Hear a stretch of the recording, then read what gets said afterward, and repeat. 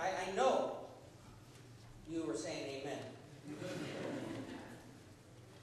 As Pastor Oscar pointed out last week, the Israelites rebelled. And they committed spiritual adultery through the act of idolatry. How many of you were here last week? Beautiful message by Pastor Oscar. Idolatry is to worship or give someone or something a place that they should not have in our lives, a place reserved just for God. That's what idolatry is. And listen to this. When food becomes more than just energy or fuel for our bodies. Can I start preaching to you now? When food becomes more than just energy and fuel for our bodies, but it takes on an additional significance. When it begins to take on an emotional significance for us. When it begins to take on a mental significance for us. When it begins to take on a social significance for us. Church, there's a problem. When the only way we as the people of God know how to celebrate is by eating together, there's a problem. Genesis chapter 3 and verse 6. When the woman saw that the fruit of the tree was good for food and pleasing to the eye, and also desirable for gaining wisdom, she took some and she ate it. She also gave some to her husband who was with her, and he ate it. Still with me? I'm going to talk about sex right now. So if you have your children in here, that's why we have children's church. Can you say amen? Amen. There are some natural desires. There are some needs.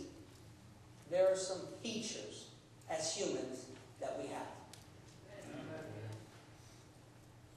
Sex, food, sleep, relationships with other human beings. See, God's original purpose and intent for sex was for people to procreate, to make little ladies and little moments. Are you with me? And his original intent was for them to procreate as a married couple that has been blessed by union before God. That's what God's original intent was. And it still is. God's original intent for food is to fuel and give energy to our bodies so that we can continue to work and continue to fulfill his purposes.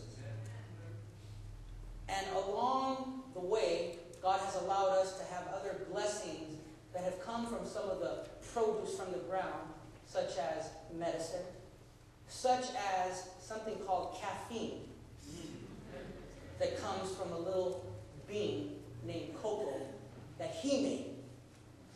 Are you with me? And these are all natural things.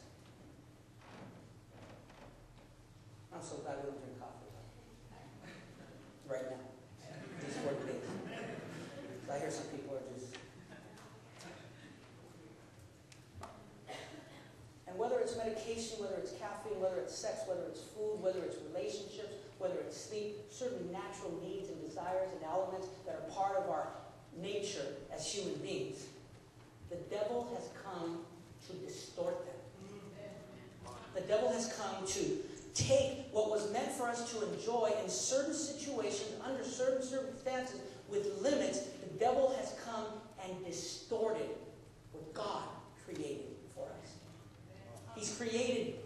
He's distorted sex through premarital sex. He has distorted sex through pornography. He has distorted sex through infidelity and prostitution and lust. Is anybody with me? Amen. He has distorted some of the plants that he has made through people grinding it and getting addicted to it and having to have it. Otherwise, they're just not the same person. I'm careful when two people said amen. Not even my mom said amen on that one. The Lord always saves a remnant. Can somebody say amen?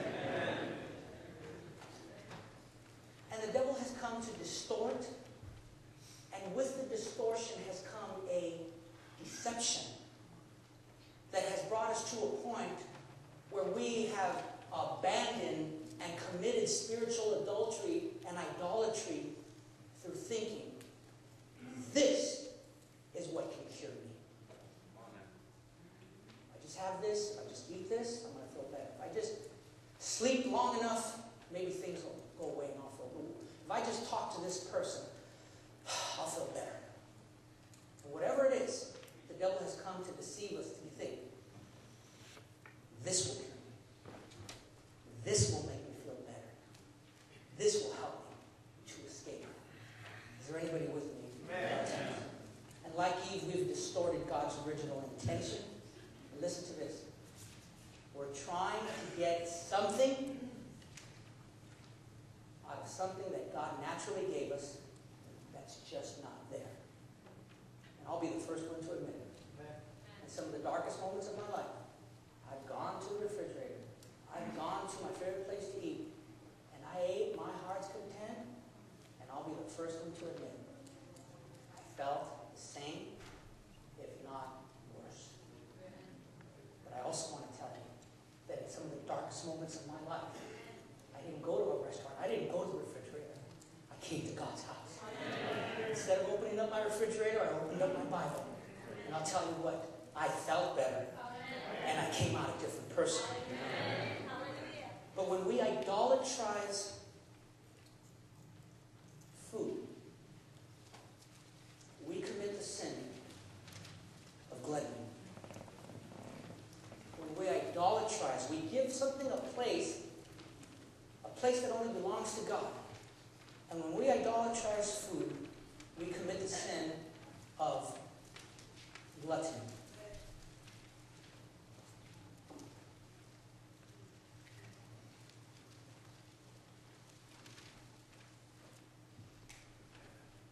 Whether it's food,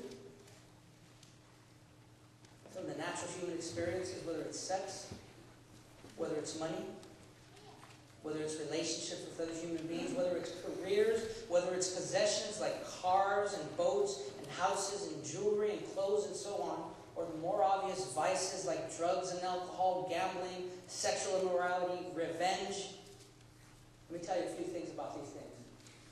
Natural or obvious vices. You ready? It's never enough. It will never satisfy. How many of you have learned that lust, whether it's lust for the things of this world, a sexual lust, a lust for food, whatever it is, how many of you have learned that lust is never satisfying? It's a quenchless thirst.